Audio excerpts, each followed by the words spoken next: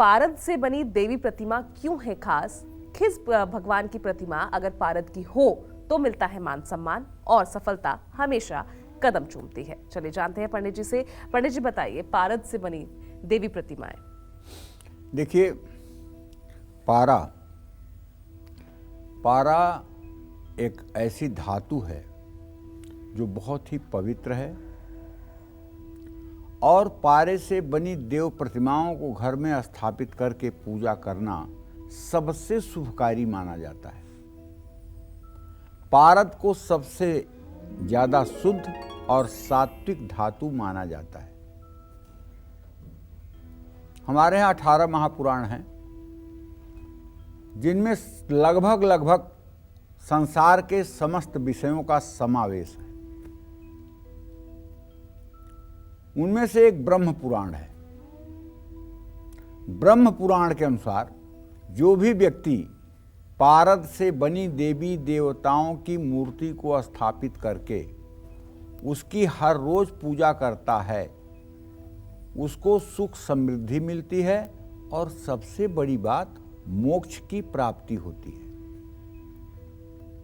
मतलब मनुष्य जन्म का सबसे बड़ा जो ध्येय और लक्ष्य होता है वह तो होता है उत्तम गति अर्थात मोक्ष।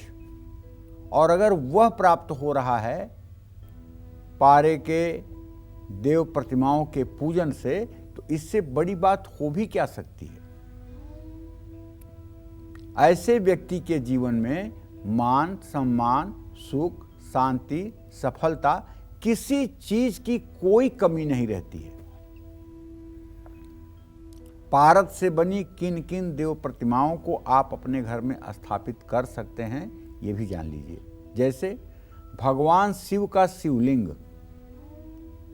भगवान शिव का शिवलिंग जो अंगूठे से ज़्यादा बड़ा न हो, शिवलिंग की लंबाई इससे ज़्यादा बड़ी न हो और बहुत छोटी भी न हो।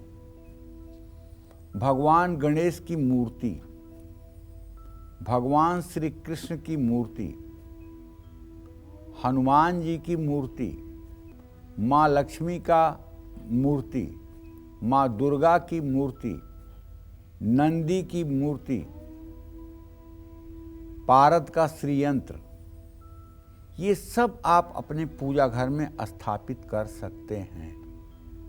पारे की असली पहचान ये है कि पारा अगर ओरिजिनल होगा और चांदी से बना होगा तो पहली बात तो बहुत वजनी होगा।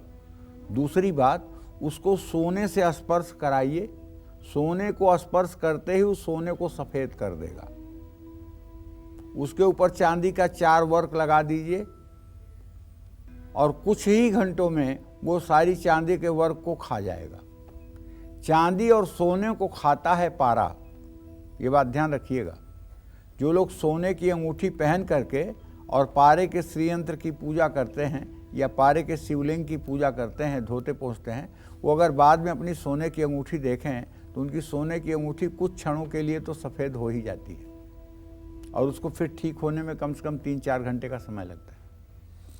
तो कहने का मतलब कि अगर ओरिजिनल पारा होगा तो उससे जो रेडिएशन निकलेगा उससे घर का वास्तु दोष ऑटोमेटिक दूर हो जाएगा। जिन घरों में भयंकर वास्तु दोष है, सीढ़ी ईशान कोण में बन गई है, बाथरूम ईशान कोण में बन गया है, किचन गलत डायरेक्शन में हो गया है, बेडरूम गलत डायरेक्शन में हो गया है, ऐसे घरों में भी मैं कहना चाहूँगा कि अगर आप पारे का अपने अंगुष्ठ प्रमाण शिवलिंग को ला करके शुभ मुहूर्त में रुद्राभिषेक करके स्थापित कर लें और उस पर जलहरी की व्यवस्था करें, तांबे के लोटे में जल भरकर हल्का सा छेद करके हर समय जल गिराने की व्यवस्था करें, 24 घंटे बूंद बूंद कर जल उस पर गिरता रहे, तो आपके घर का वास्तु दोष अपने आप शमित हो जाएगा भगवान शिव की कृपा से और आपका परिवार बिना घर में तोड़ फोड़ किए वास्तु दोष से मुक्त हो जाएगा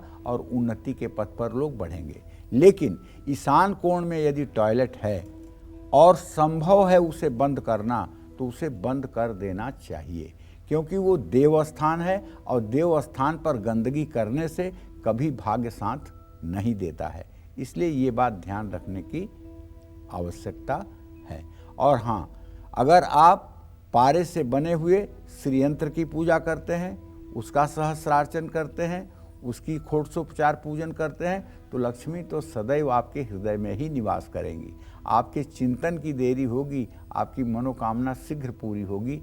जय मां विंध्यवासिनी।